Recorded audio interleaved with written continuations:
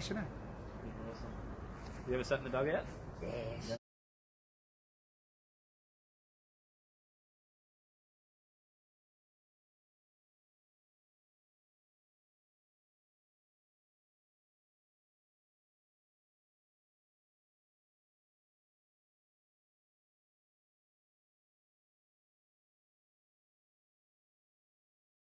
Roy, thanks very much for joining us at the Regional Football Hub. We certainly appreciate you taking the time to have a chat to us and pass on some advice and to all the players and coaches that have been following us.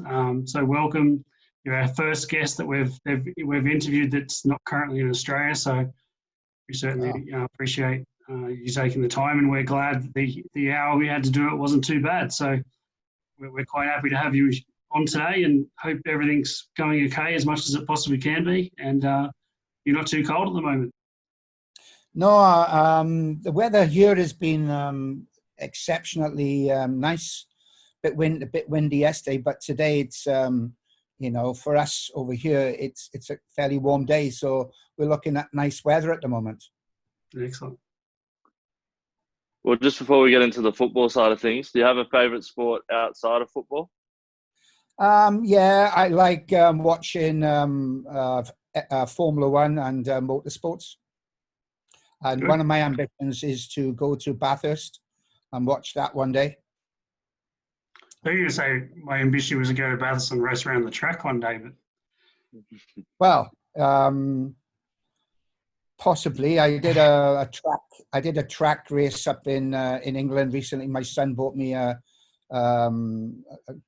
pass for the day, and I drove around in. I didn't drive. I let the other guy drive because he could go faster in McLaren and a Porsche. So it was quite exciting.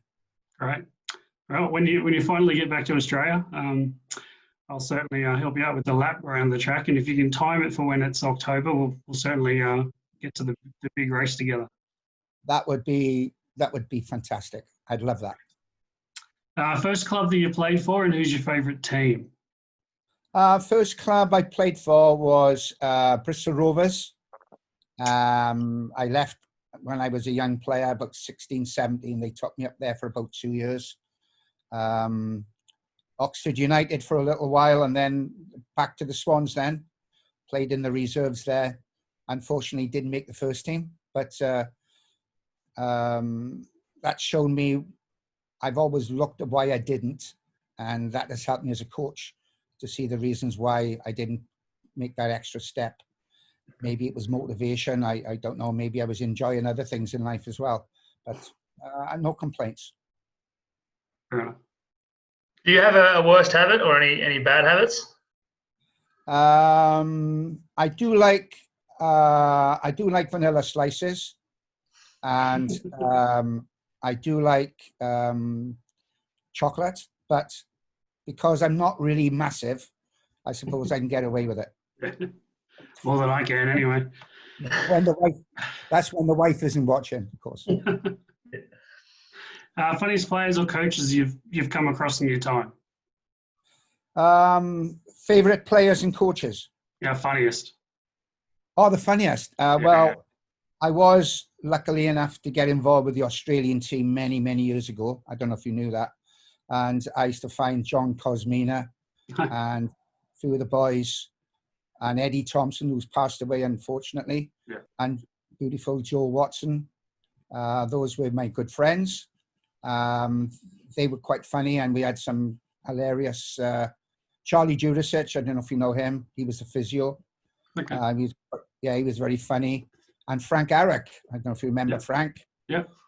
He was extremely funny on occasions. Excellent. Yeah. So those were for some of the older coaches. They'll know. And Norm Boardman, of course. Stormy Normie. Absolutely. And I owe quite a bit to him. We exchanged a lot of ideas in the years past. Yeah. Excellent. You just briefly said there, Roy, that you had a bit of time with the Australian team, and I remember when we were over in Swansea, you showed us a little photo and you went through that. Can you explain a bit of your time being involved with the national team? Yeah, well, it was all coincidence. I worked for Sydney City as then in the old National League. Eddie Thompson was the manager, and he sort of liked me, and he asked me if I wanted to help out with the Australian team. Basically, I ended up really doing a number of jobs, looking after the kit, doing the meals, doing the travel, training facilities. So I was like, and I learned quite a bit about how to handle professional footballers working for the Australian team. So that's how it got going. And there was about 60 games, actually. World Cups and some things, the youth World Cup finals in Russia with the youth team. So I was like a bit of a hands-on dog's body, take the goalkeepers, so forth. So in them days, there was only about 4 or 5 staff. Now, obviously, there's, maybe 20. I'm trying to think of the goalkeeper now. I'll come back to him in a moment. But I did a lot of work with the goalkeepers with the Australian team as well. Very great, like going to university, I suppose, of football. Yeah. Yeah, cool. Looks like you had the most important job, Roy, looking after the goalkeepers, mate. Yeah, the hardest. Yeah. I'm starting. He's going to kill me. I'm just trying to think of the goalkeeper's name now. Anyway, I'll come back to it maybe later. It'll come to me like that. Hopefully. Too easy. Yeah. Well, whether it be your playing days or coaching now, do you have any match day superstitions that you must do before a game? When I managed in the Middle East, I managed a team over there, professional team for a while, and I used to just envisage the hotel room, and I'm in just before the game. When I came back, would I remember where everything was, or would I be overwhelmed with the game? Or that was a bit silly. And I used to play music a little bit on my headphones going to the game. If I was with the players in the bus, I wouldn't. But if I was traveling in the car, I'd have my music on. But just try to remember all the things I'd learned from the Australian team and different coaches, and try and be myself. Don't try to be somebody else. Try and be yourself. You live, and you live or die by your own style, your own behavior. Don't try and be somebody else. I always try to remember that. But that's it, really. And obviously, if you won, you were great.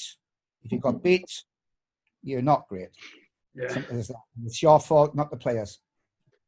When you were playing, or even now, do you have a favourite meal or drink? I love Italian foods. Like most footballers, I think pasta and mozzarella cheese and fresh, crusty bread. That's my favourite meal. Perfect. Yeah. So if you had $1 for every... Sorry. No, I don't tell the missus that because she likes to cook. And that's so simple. She goes nuts. Anyway. Hopefully she doesn't watch the show then. Oh, God. Yeah. No worries. If you had $1 for every time you had a coffee meeting in football, how rich would you be? 0. I never drank a cup of coffee in my life. Oh, my God. Or cup of tea. Sorry, I've drunk 1 cup of tea when I was in the dentist when something happened and they made me drink a cup of tea. Never drank a cup of coffee. Very, very rarely drink alcohol. I like orange juice and good Riverina orange. And I used to see a lot of them in the trees when I used to go up to Griffith. If you were to host a dinner party, Roy, who would be the first people you do invite, and who would be? Right. I like, David Attenborough. What else did I write down there? David Attenborough, Roy Keane or Maradona, one of them two. Ernest Shackleton, the explorer. Boris Johnson, just to see what he's really like. And Margaret Thatcher, from the female side of things. She was an ex-prime minister. She was a leader. Yeah. And it'd be interesting to see how most of them are leaders. And I'm interested in leadership and how they deal with people. And, it's probably a load more. But those are the ones off the top of my head. There's probably another 20 or 30 more I can think of. Frank Arrock, I definitely involve. He'd be another one, if you remember him. Yeah, for sure. He was a character. Yeah. Yeah. Well, entertaining dinner party for sure. Absolutely. You got to pick a five-a-side team from players you've played with or against, Yeah. or you've coached with. Who's on it? And you can pick yourself if you want. You're the coach, so it's up to you. Okay. Frank Farina. Yeah. Joe Watson. A guy called Ollie McBurney plays for Sheffield United now. Yep. The club sold him about a year or so ago. I used to coach him with the 23s. Dan James with Man United. Yeah. Because some of the stuff we did at training he uses now for Man United, and where he cuts in and bends it into the top corner. John Cosmina used to do that a lot, and I got it from him really. Okay. And as a coach, Michael Laudrup. Yeah. Magic. Yeah. And Eddie Thompson, God bless his soul. 100%. So you got a few subs there, but that's all right. So obviously I met you when you came to Riverina to work as a regional coaching development manager. What drew you to come to Australia for that job? What was the draw card for you? What was happening at that stage of your life? How did it come about? Well, funnily enough, I just left the club in the Middle East. I'd just taken up a job as the technical coach at Swansea City Football Club, and I thought I'm going to be there for a while. And then I got contact from Football New South Wales, and they offered me if I was interested in a job. I inquired what it was about, because I always wanted to come back to Australia. My heart is in Australia, a part of it anyway. And I inquired, and it was that job you just mentioned. And I said, right, let's go for it. And probably one of the best decisions I've made, ever, really. I had a great time there. And that's why I probably want to return one day. Yeah, for sure. I mean, that's great. That's awesome that you mentioned you want to come back, because obviously we knew you wanted to come back this year, so that's a shame. But at least sometime in the future, when you come back, we'll definitely catch up in person. Yeah, absolutely, spot on. Especially go to Bathurst. Yeah, for sure. I won't have to travel then. You'll come to me. Perfect. So you speak about your time in Riverina and also a little bit in Capital Football. Do you have any clear highlights of your time here? Yes. One of it won't be like a very sexy one, but for me, very satisfying. Was we had a Riverina team from all the 4 regions, and we got it together, and we trained for a few months, and then we played against the Mariners, I think, in Valentine's Park, and we give them a very, very good game. And what I hope I did, was give those players in the Riverina the insight how to train and play like a professional, And for me, there were some really good players in that squad who, if given the chance and given the opportunity and the training environment, would have gone on to be really decent players. Yeah. So one other as well was obviously the hospitality from people like Andrew Mason, in particular. He became a good colleague. He was a critical colleague, but that was excellent, because he was always analysing what I was saying, and so I found Andrew a decent guy. And then the 2 young coaches, which was mentioned earlier on, which I'd like to mention. That's Jordan and Ben. Ben came over to see me at Swansea, I believe, with yourself. Yep. Yeah. And Jordan, Jordan didn't, did he? No. No, he didn't get these two clowns didn't invite him. They should have. Anyway. Yeah. But these are the guys I'll catch up with when I come back to the Riverina, and so those are the sort of things. The influence, I hope that those 3 coaches in particular benefited, or I can say, because those 2 young coaches, I met them. Funny enough, was I went to a game, like an under 15 college game or school game, and they stood out a little bit. And I asked them all together as a group, any of you interested in coaching? Could I need some help? And those are the two who sort of came forward.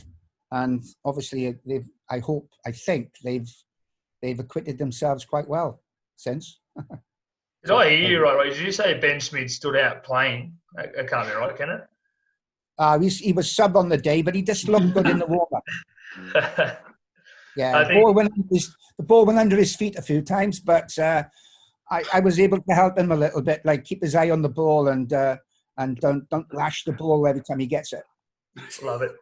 You spoke about, I suppose, giving the Riverina players an experience of playing at a professional level. I remember when I was 11, 12 at that time, doing a few camps out of Rambler, and it was definitely a highlight of coming through. It was out there for a couple of days, and it was definitely a step up from anything I had done. And so, yeah, it was definitely an experience of playing at a professional level there.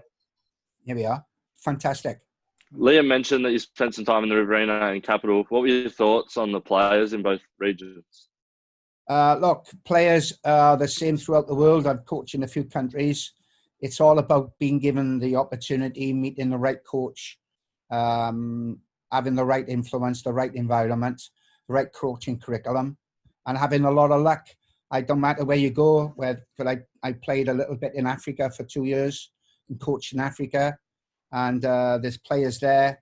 Like I went to Africa recently, about 2-3 years ago, with the Swans to do with the Premier League, and we coached in Cape Town. And there was a 15-year-old player who I recommended to come back. He was playing for a local club. He wasn't known, but he had all the attributes of a Swansea City player that we were looking for. And again, like in Africa, there was another situation where we went out into the suburbs, and there was kids playing there. And there was kids with one football boot on. And I said to him, "What's that?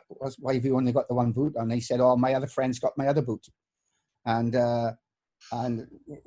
so that sort of thing. And so it doesn't matter where you are, whether you're in Barcelona, you're in Wagga, or you're in Swansea, or in middle of Africa. All players have the same. What I think, there's so many players there who, if given the right opportunity, like yourself. And as a coaches, so many good coaches out there, but never given the opportunity, So you've got to make your own luck. You've got to be forward. You've got to be pushy. You've got to believe in what you're doing. Like Mark Bosnich, for example. I remember many years ago when I worked, this is a long time ago, when I worked up at Valentine's Park.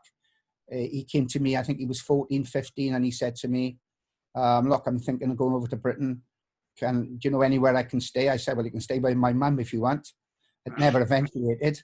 But look, there's an example of someone who had intrinsic motivation to go ahead. But you've got to have a little bit of luck as well. And you've got to have the right opportunity. So, there's players in Wagga, if given the chance, in the Riverina, for example, if given the chance, would definitely get into the academy at Swansea City. Definitely. Within a regional area, did you ever have challenges of having to travel a lot, or did you have to stop over and have a sleep somewhere, or how do you find those challenges? Well, I used to go up to Griffith quite a bit, to Cootamundra, I think, a very beautiful little town, stop there. I've still got some stuff in the house which I bought from some hardware stores there and some antique shops. Albury, Stephen Haynes, I don't know if any of you remember Stephen. Yeah, of Haynes, course. still around, Steve.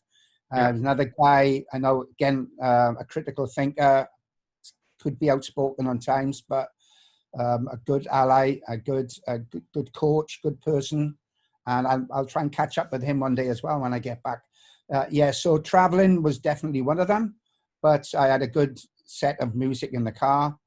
I didn't mind traveling. I found the countryside very interesting, especially going towards from Wagga to Griffith, where there was a lot of bush, and I just thought the countryside was intriguing. And when you got to Griffith, then you did see all the grapes and the oranges and the down to earth people, which And Italian restaurants too. Oh, spot on, Right. yes, absolutely. A lot of Italians in Griffith, absolutely. And the Southwest Slopes, I remember I used to do some coaching workshops there with mums and dads and local coaches. And I used to take Ben and then Jordan with me on those things. And, you know, I just love giving out information. That's why on my return, when I do come back, I'll offer these services to the people that who supported me then. Yeah, I look forward to that. Yeah. Beautiful.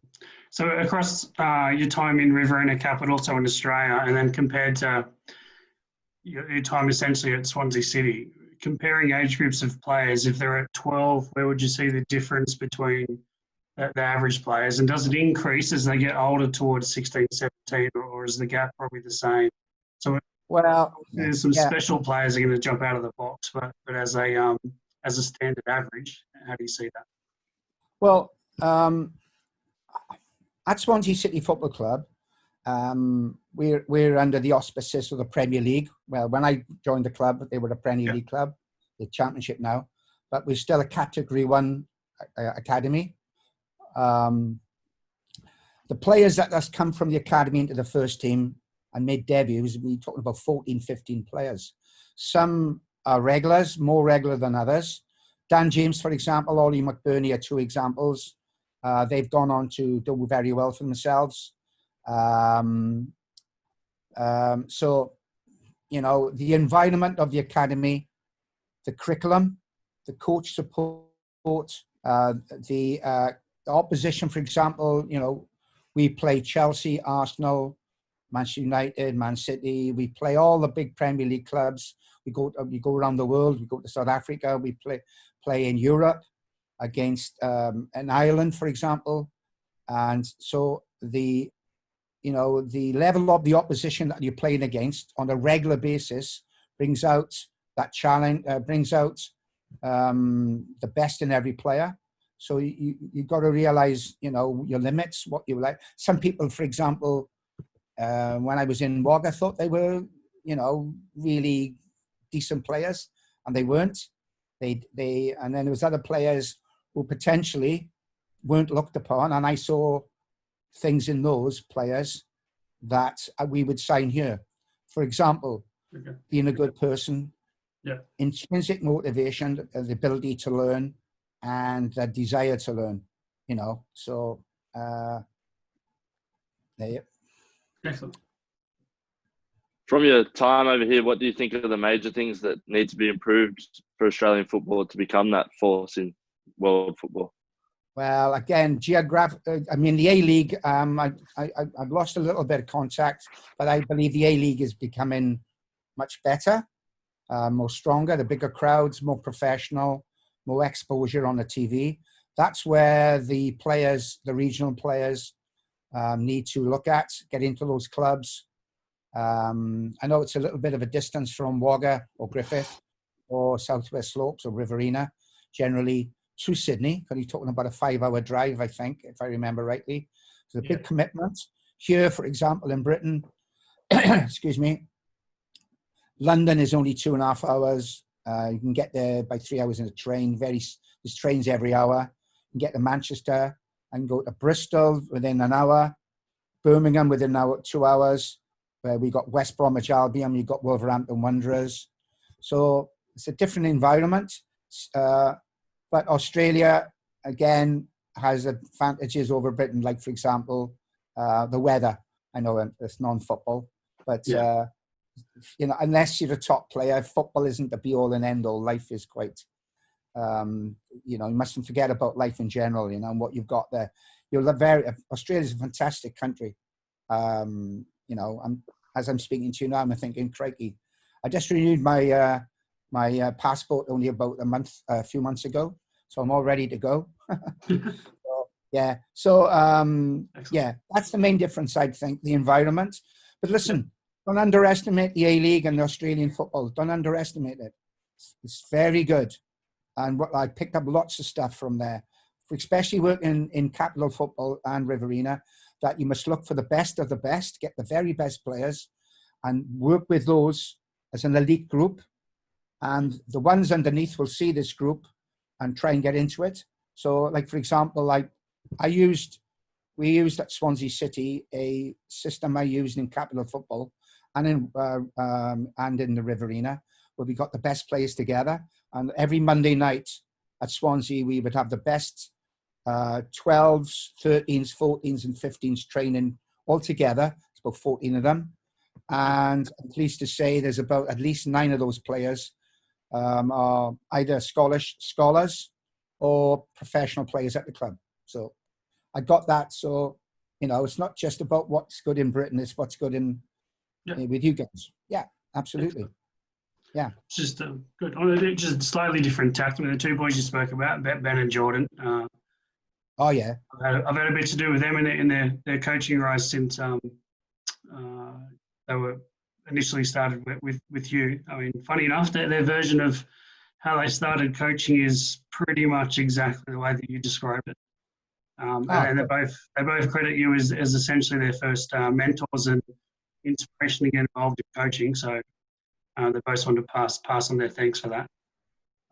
Where I'm leading to is mentoring. How do you see that as being important for coaches? What experience did you have when you were on your pathway from other coaches that helped you in your journey? And do you see yourself now as a mentor? Like you've seen with Ben and Jordan when you were here in Riverina that they were boys you could take under your wing to put them on a coaching journey. So yeah, just what experiences do you have in terms of mentoring, and how do you see it? How important is it for coaches?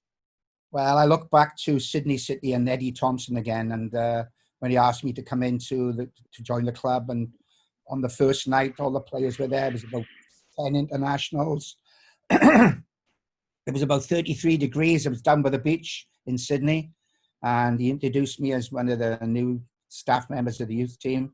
There was a few other coaches there, and there was about 25 players. Like John Cosmina was one of them, for example. And he said, because he used to call me Taffy, and he just turned to me and he said, right, Taffy, we'll take the players on a warm-up.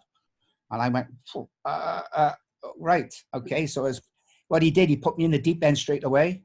Yeah. So I had a tracksuit on, and all the players had, all they had was a bib. They didn't even have a shirt, a pair of shorts. Some of them had swimming trunks and boots and socks. I had a full tracksuit because I wanted to, impress, I suppose. So I started to run with the players. I said, right, follow me and all that stuff. And they were all whistling, wolf whistles at my tracksuit. Anyway, I took it all off and I ended up basically in my pair of shorts and my boots. And one of the things I realized from that experience was, don't try and be different, too different.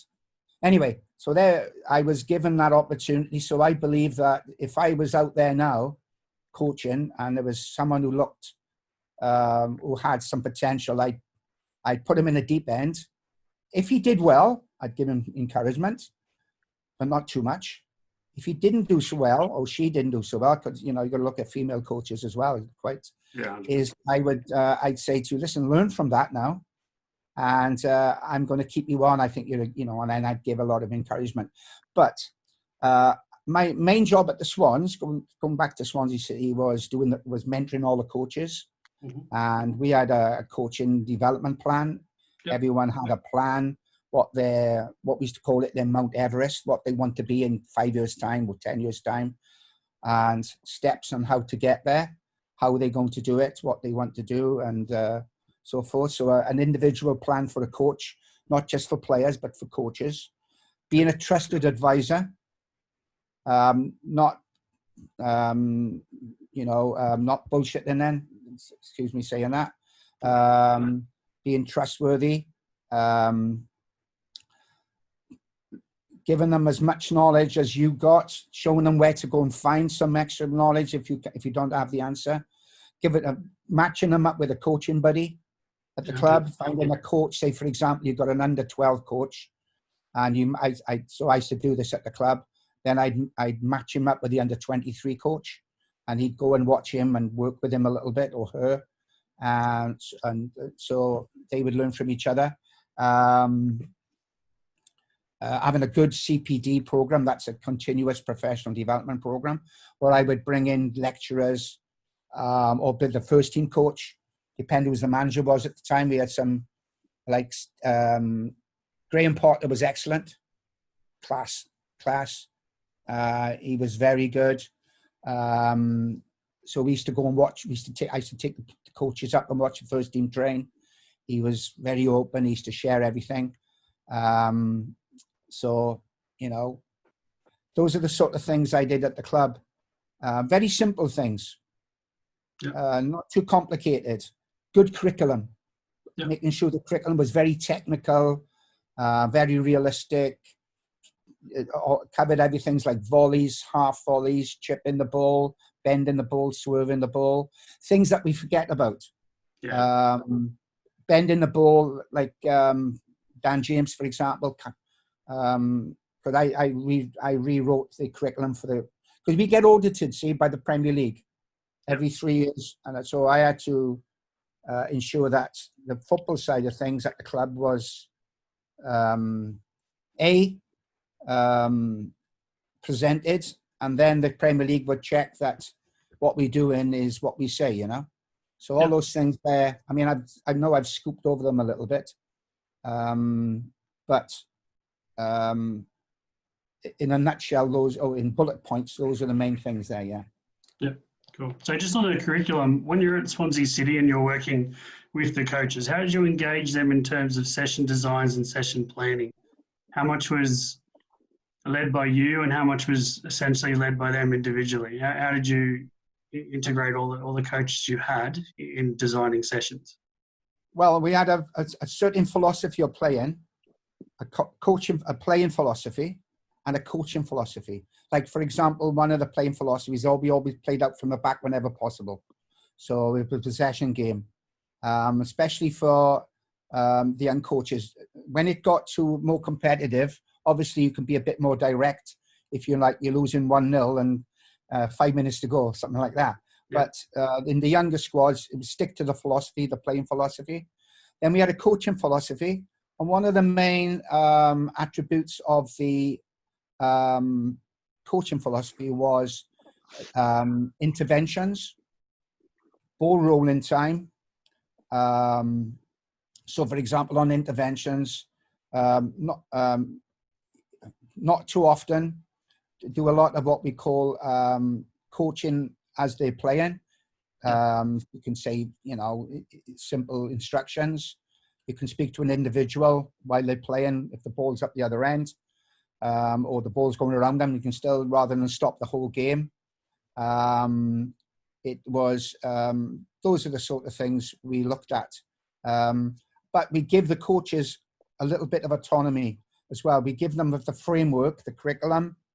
We had a weekly curriculum, and they put their own personality onto it, because every coach is different, and you can't make them robots, And you've got to have someone, if you're in charge, who understands that. As long as they're on time, they dressed reasonable, their sessions are high tempo, realistic in their content. So you're not asking a full back to overlap from 40 meters or something, Don't play combinations any way you want, but make sure that's the right decision to make. Stuff like that. Yeah, brilliant. Yeah. You're speaking about, I suppose, giving your coaches a little bit of freedom. And what do you look for in your coaches when you're looking to bring them into the Swansea environment? Okay. Number one is, are they a decent person? Are they a decent person? Are they going to fit in with the philosophy of the club? Are they going to, do they believe in that philosophy? Are they a little bit cheeky, a little bit creative? Are they responsible? Yep. Yeah. Those are the sort of things. And then you go from there. Very simple things, really. Cool. What have you learnt the most from your time at Swansea City Academy? That is how to deal with pressure from the Premier League. When you get audited by the Premier League, it's quite an experience. I could write a book on that. Is that on your to-do list? Pardon? Is that your to-do list? Write a book? Well, possibly. Possibly. I could write a book, I think. There's lots of stuff going on in there, especially out in Australia. When I met the Prime Minister, the Prime Minister, what was his name? The Labour guy. I think he's dead now, in the 80s. Give me some Prime Ministers. Oh, these kids weren't even born then. Paul Yeah. Keating is my guess. Paul's going to guess Bob Hawke. Mate. He's Liberal. Bob Hawke? Bob Hawke. That's the one. Yeah, I spent literally 20 minutes talking to him. He was an interesting guy. He was down to earth, you know. Loads of stuff. I suppose everyone can write a book. Yeah. Everyone could. All you guys could. Kyle's wouldn't be very interesting.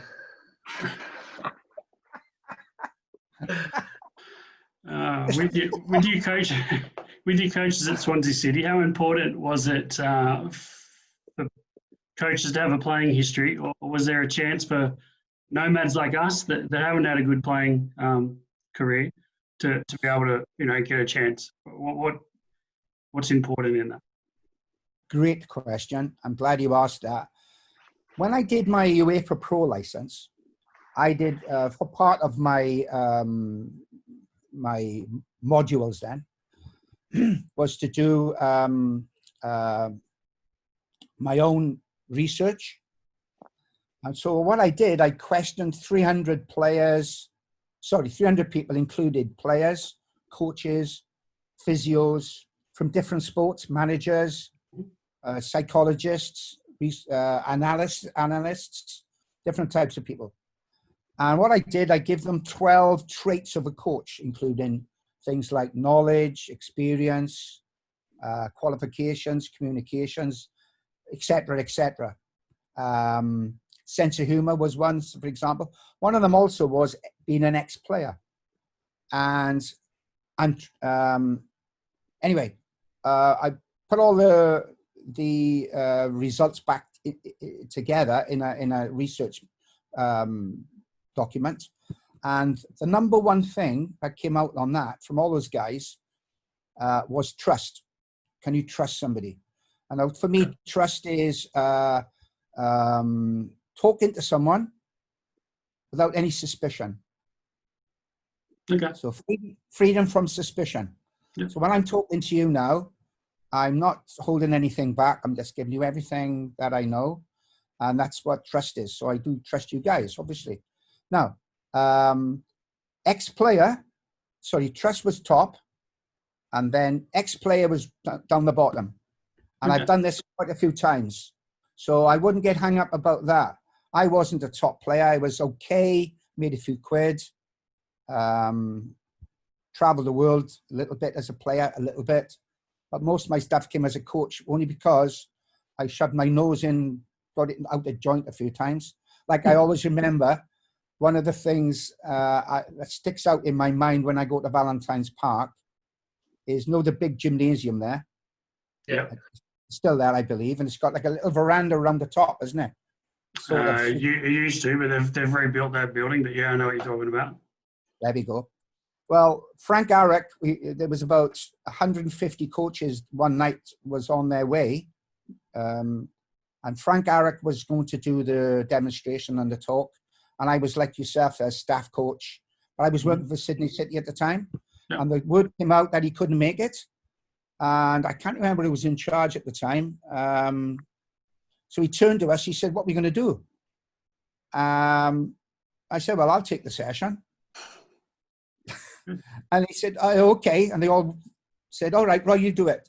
Anyway, funny enough, it was the Sydney City players, so I knew them. With youth. Anyway, long story short, we went in the barn in the gymnasium, or the big hall there.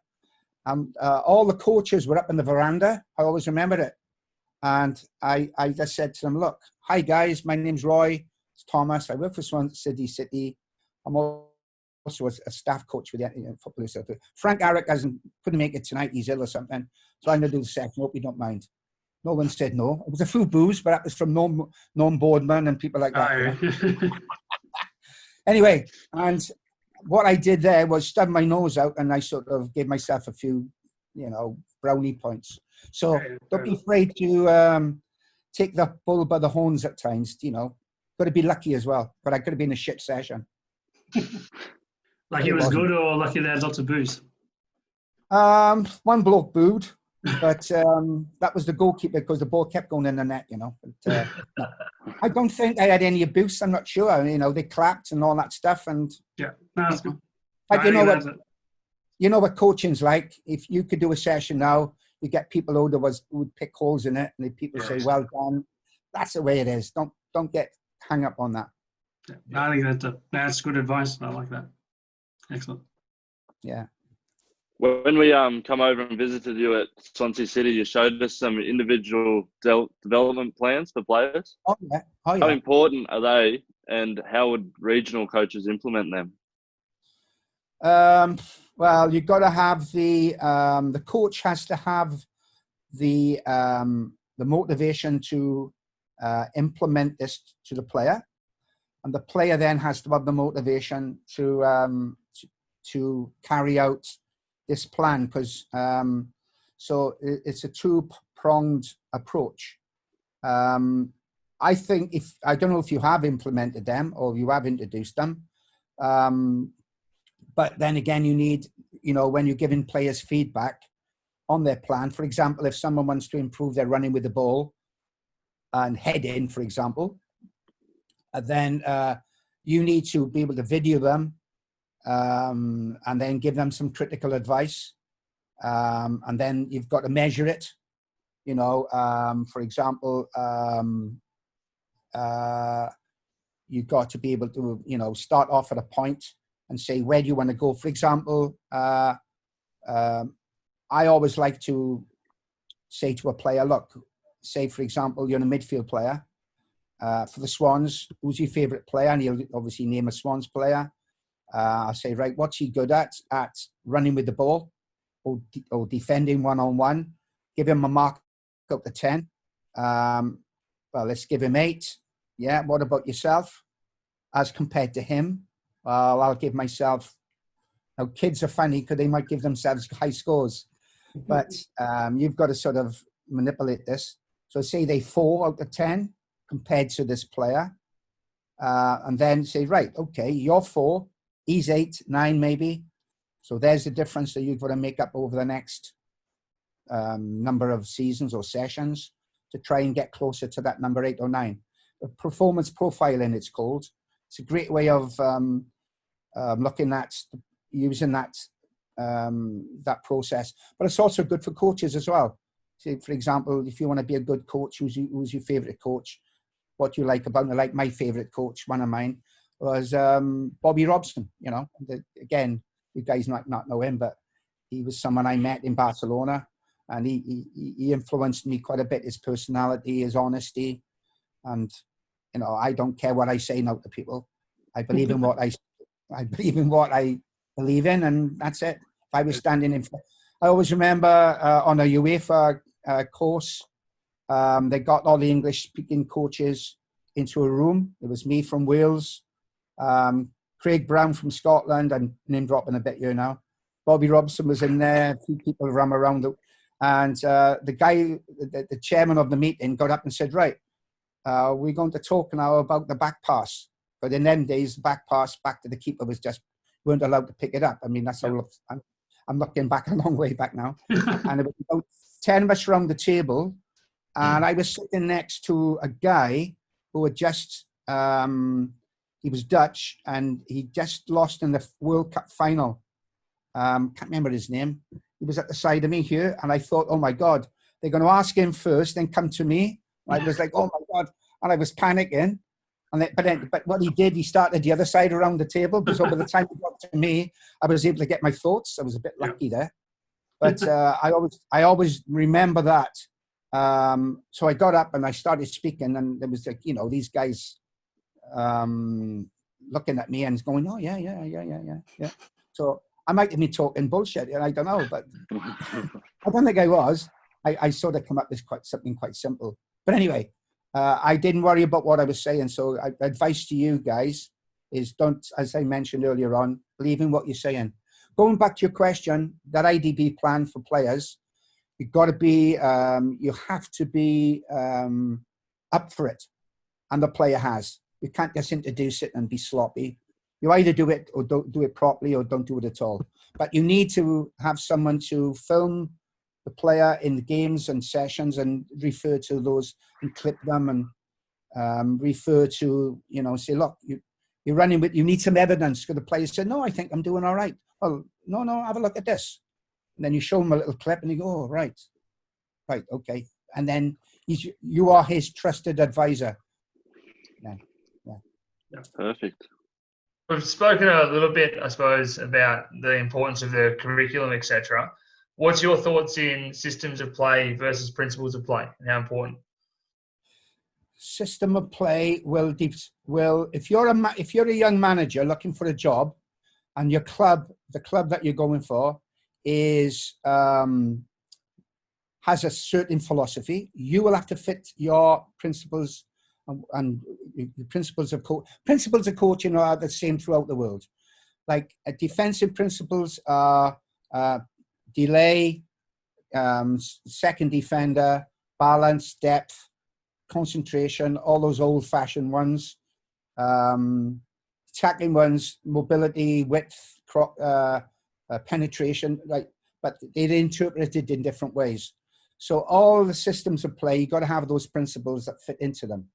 But if you're going for a job, you've got, and it's a pretty decent club, they'll have a certain way of playing because they want to attract the fans. Like Swansea City had a very distinctive way of playing in the Premier League. Even as an ex-player and an employee and a fan, I loved watching the Swans. At one stage, they were fantastic to watch. And I got some great clips, which I show when I go on doing some presentations. But they always employed a manager who fitted in with those philosophy. But underpinning all that, you've got to have the players. So players, you can't have the philosophies and the principles fitting into the players. You've got to have the right players that fits in with those principles. But if you're a club that hasn't got a lot of money and you're starting off and you've got a small budget, you might have to work on the principles, what the strengths of the players. So, for example, now I'm Swansea City in the Premier League.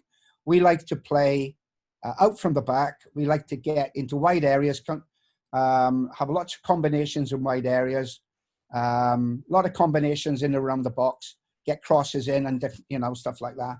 We would buy players that fit into that system. If I'm a club like, for example, Wagga Wagga United, hasn't got much money, and I would see what players I have, and the principles, the way we play would fit around the players. Yeah, great. So, yeah, it's all about the players. Yeah, all about the players. How much influence at the academy did the first team manager have on the things you talked about, playing philosophy, coaching philosophy? Did you have any times where there was a distinct change of how the first team wanted to play, or was that fairly consistent for you? And if there was, how did that infiltrate into what was happening in the academy space? Right, the chairman, who's not there now, who basically put everything into the club. The club was on its knees many, many years ago.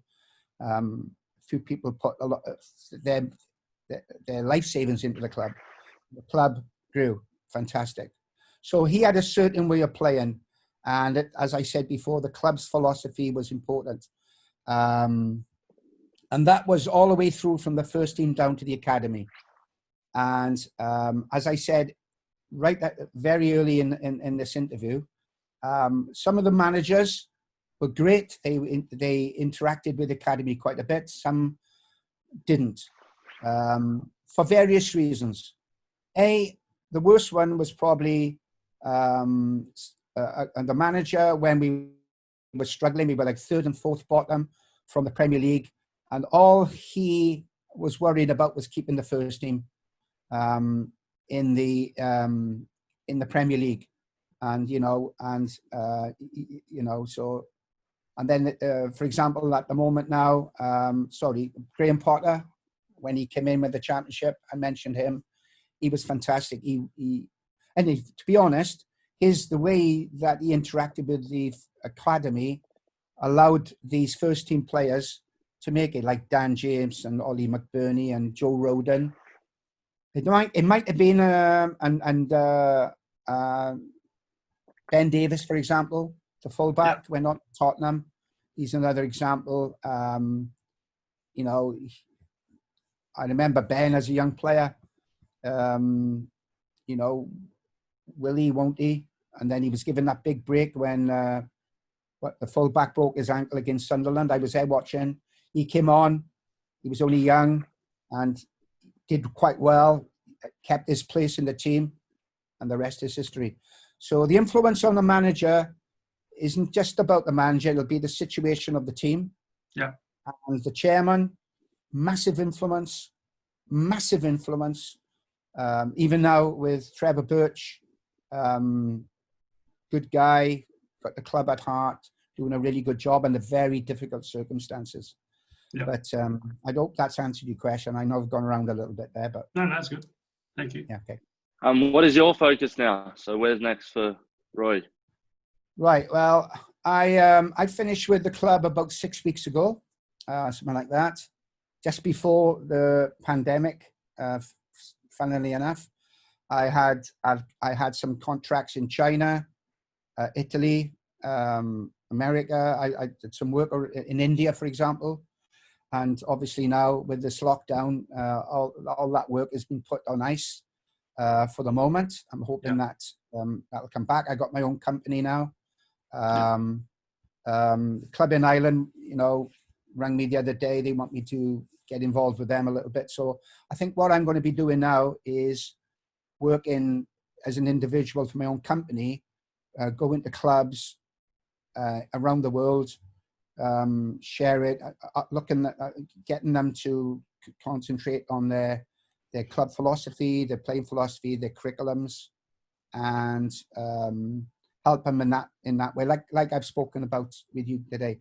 Use everything I've learned over the last many years and share with them. And if they like it and they want to adapt it, that'll be the way. So that's going to be my focus now for the next few years, including coming back to Australia, to the Riverina, spending a few days, meeting up with everyone, people I used to know very well, and maybe doing a seminar or two and sharing those ideas, Excellent. Awesome. I suppose since your time in the Riverina, we sort of spoke a little bit about it, and we took over a Wagga City Wanderers shirt for you, but we've got now the Wagga City Wanderers NPL teams. We've got teams in Griffith and Albury playing NPL, as well as in Southern and in Western New South Wales. How important do you think these programs are to give kids the access to be playing at that higher level week in, week out? Yeah, extremely important. Now, what will happen, the big clubs will send their scouts to these games. They will look for talent, because again, every club has budgets. Rather than paying thousands on a player, they might look at bringing into their academy or into their reserve teams or their second teams these players these regional players, as you say. So I think it's so important, very important, and good luck as well. Cheers. What advice would you have for young regional footballers over here? Watch as much football as you can on the TV. Go to as many games as you can so you can see, maybe if you're a midfield player, how a midfield player plays for,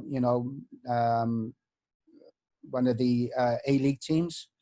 Don't put too much pressure on your mother and father, because I know that some parents, or vice versa, I know some parents who have unrealistic ambitions for their kids, and they they do take extreme ways of trying to make that happen, like selling their house and going to live in Sydney, where the kid's only 13, and by the time he's 14, he might be playing rugby league or something. So, yeah, and I've come across a few like that. Be realistic. Look for the coaches who are going to help you the most, like guys like yourself, open-minded, curious coaches. Don't get, I mean, when I used to do some of the courses in Wagga and around New South Wales, some coaches, you know, the older ones, oh, what's he on about? I've seen this all before and all that and whatever. Whereas the younger coaches were like sponges. So guys like yourselves influencing the young players, encouraging them and having luck, really, but exposing them to the best players, like we do at the academy in Swansea. When, you know, you'd have young players in Swansea playing against Arsenal, Chelsea, Tottenham, against the best players in London, Manchester, going to Barcelona for tournaments, going to America, LA Galaxy, and you know, it's, you know, that's how I see it going. But you know, bit of luck as well. Beautiful. What advice would you have for coaches? Right, be cheeky, get your nose in where it hurts. Don't be afraid, like I did with Eddie Thompson. Take the opportunities when they come. Don't listen to what people who call you, who's he, what's he done. Don't believe in what he's on about. Forget about those. Be positive. Stick with your target, that Mount Everest, I said. I still got ambitions now at my age. I still want things I want to do. I'd love to come back to Australia and maybe work there for a year or two, maybe manage a club or coach a club. I don't know about being a manager, too political. Coach at the club rather than the manager, if you know what I mean.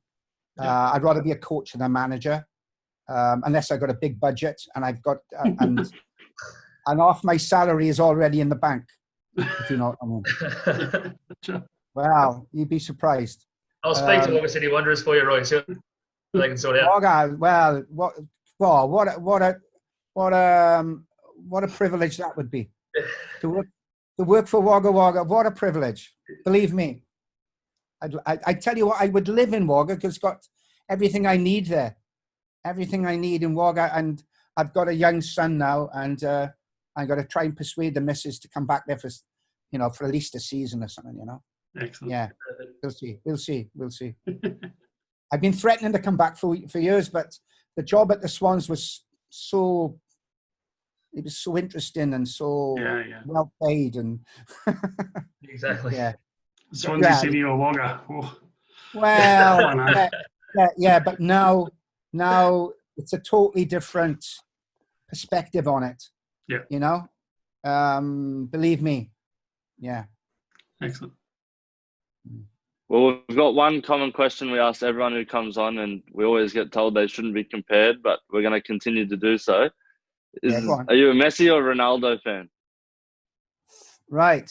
About 6 months ago, we did a CPD session, a continuous professional development session, with all the coaches of the club. We had about 20 odd coaches there. And that question was posed. And what we did, we had something you might have to think about. We had a table and 4 chairs. On one side of the table with 2 chairs was a Messi admirer. On the other end was a Ronaldo admirer. And people had to come up and down and be challenged in those chairs why they thought. So here are some of the analysis on both, right? And I'll give you my one at the end. Right. It depends what team you're playing for. If you're Barcelona, it would be Messi. Okay. If it was Swansea City, it would be Ronaldo. If you like to play ticky-tacky football, it would be Messi. If you want individual stuff, you know, more individual, like Chelsea Football Club, it would be Ronaldo. I came across, I put a bit of a spin on it, and I said, well, forget about football a little bit. If you're in a nightclub and you're looking to pull a woman, then it would be Ronaldo. wouldn't be Messi. Messi needs all the help he can get at a nightclub too, Roy. So. So mine one was purely for the goals that he scored, Ronaldo. I was on the Ronaldo side, but it's not much between. I'd love to have the two of them. Can you imagine that? But that was, it was a very interesting debate, and it got quite personal. And those were some of the reasons, who they played for, the style of player the team they were playing for, and so forth. That was an interesting. When you asked me about that one just now, that sort of twigged my mind a little bit. But so just on that, if you were Liverpool and you played long ball, who would you have, Messi or Ronaldo? If I was Liverpool, what? Liverpool or long ball? Oh, I tell you what, I'd stick with the Liverpool front three at the moment. Yeah. Class. The season's going to start again in a few weeks. It'll be played behind closed doors. Yeah. So I'm glad they've done that. I'm not a Liverpool fan as such, but they deserve the title, class. But Ronaldo and Messi, wow, fantastic, two of them. Beautiful. Awesome. Well, from Regional Football Hub, thank you, Roy, for taking the time to join us. I hope you enjoyed looking back at some fond memories of your time and sort of your coaching career, especially in the regional area of Riverina, and wish you all the best with your new company and the future that involves what it involves with your football career, and we look forward to seeing you in the near future in the Riverina. So thank you, Roy. Am I allowed to give my company's name to you? Yeah, go for it. Okay, Swansea City Coaching Consultancy. Perfect. I think I sent you the link there, Andrew. But anyway. I'll make sure our IT guru Kyle puts that on when we do the video. That'll be no problem. So for me, thanks very much. It's been great to see you after 10 years. Well done for everything you've achieved. Thanks very much for the insights you've given us. Thank you, boys, and hope to see you in person in due course. Look forward to it. Great. Bye. Thank you. Thanks, Roy. Cheers. Bye. Bye. Thanks, guys. Bye.